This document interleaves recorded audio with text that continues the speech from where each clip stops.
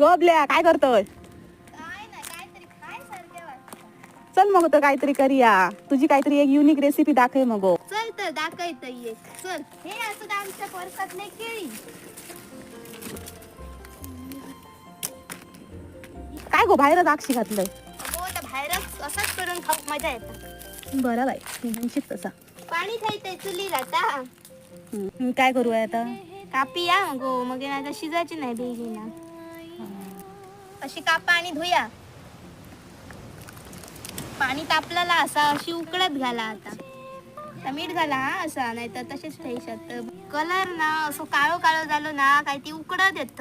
होय काय? रेडी झाली आता आमची केळी. सोला आणि खाया हा एक नंबर. बघूया next video. Tata bye bye see you.